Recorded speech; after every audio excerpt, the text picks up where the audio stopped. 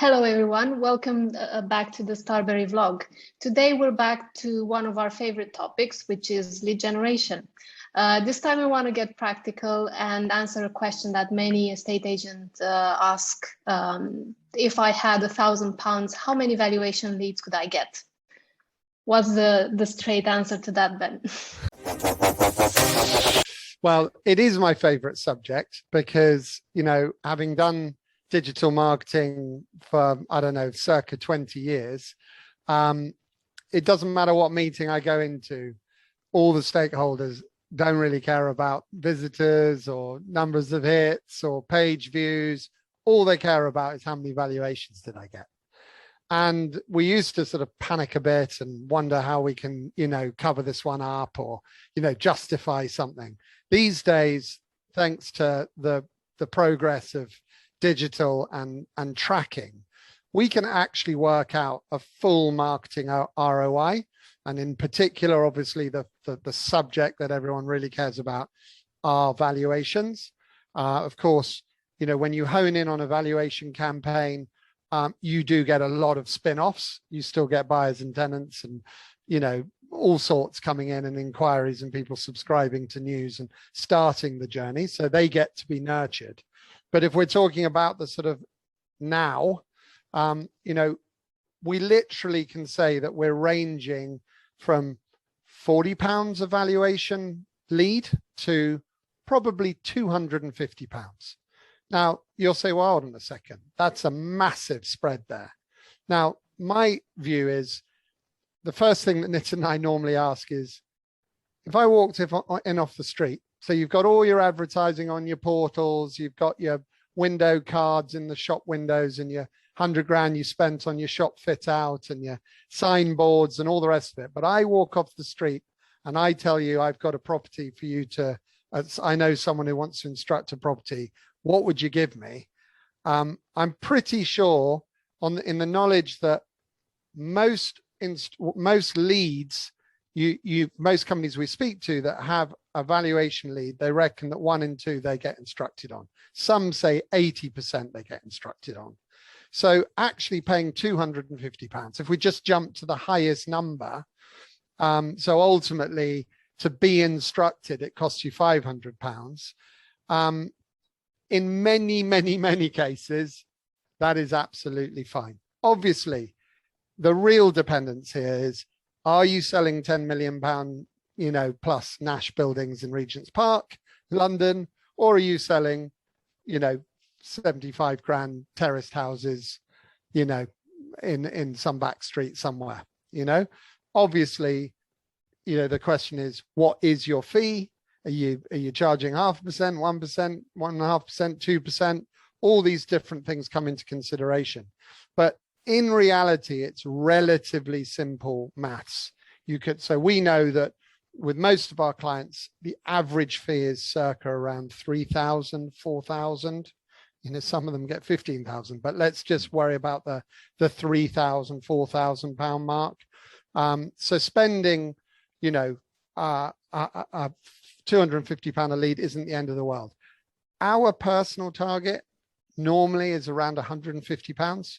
That's what we believe, with the right amount of time given, because that's quite critical. You don't just walk in and go, I'll get you, 10 or whatever it is leads for your 1,500 quid. I'll get you 10 leads or whatever it is, £150 a lead. What you have to do is you have to make a plan. You got to look at that website. You got to look at the landing page. You got to look at the language. Have they got videos on there? Is the form easy to fill out? Have we got tracking on there? What is the content that we're able to use? What are the competition doing in and around that area? There's lots of different aspects. So we start really fine tuning, and we also look at the channels. I mean, maybe Nitin, you can go into some of the channels, and because we get different costs per valuation depending on which channel it is. Like Ben mentioned, the important element is you have £1,000, how many valuations you can get. And the number we say is not what you'd get on day one, is what we can build up to. So initially, your cost might be a little high because we really don't know which channel is the one that's going to deliver the best results. Is it going to be, phone calls from local SEO? Is it going to be PPC, which is driving people to the valuation tool on your website? Is it social media ads? So there are different channels that we can really use to send people there. Now, once they reach the website, most clients have a free valuation tool that's out there that collects the info and which they call back. Then some clients have valuation journeys that they've built on their website that literally take you all the way to booking a meeting in the calendar. So it all depends. So if it's something as simple as entering your details on a valuation tool, we have channels that deliver it at a much lower rate. But then when you go on to the whole process where they're actually booking in meetings, the rates tend to go up. But the different channels where you can drive is, I would say, is all channels you should be using to drive valuations. Even on email newsletters, you should have like a button that really sends people to the valuation tool, because you give them information and then you automatically need to pique their curiosity by saying, what is your home worth? So even if they're not selling right now, they might be tempted to leave their data, and that can be nurtured once again.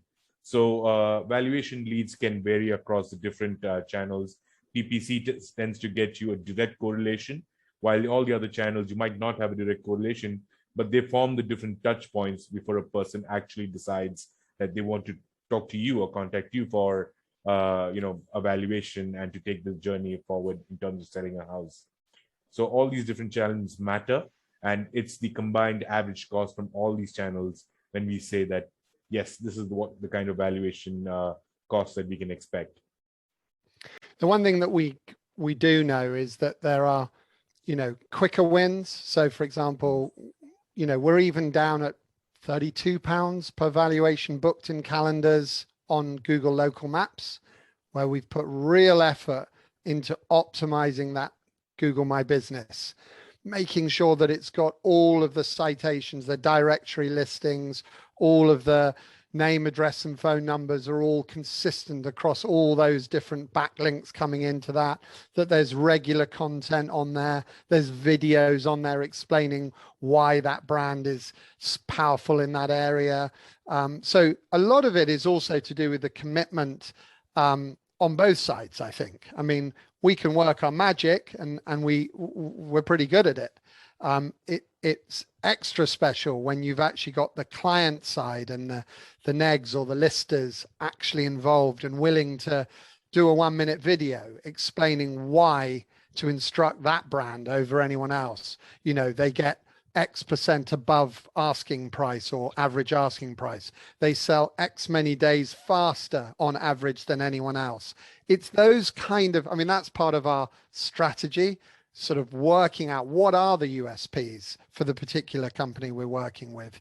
Are they specialists at selling new homes off plan, or, are they particularly strong in lettings, and let's target landlords, do they have something like Data Loft where we can make them position them like Savills or Knight Frank in terms of their market research to be able to talk about property prices and all that kind of thing.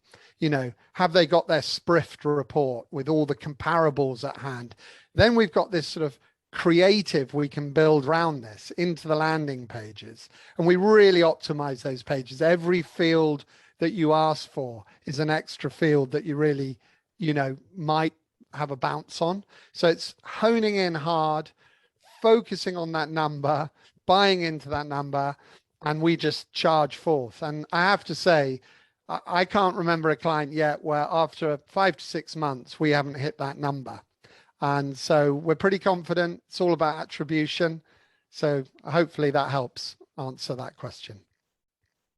Yeah, great stuff. It's not a straightforward answer, but no matter what your objectives are, we'll make sure to deliver results. Thanks, Ben. Thanks, Nathan. Thank you. Dan. Bye-bye.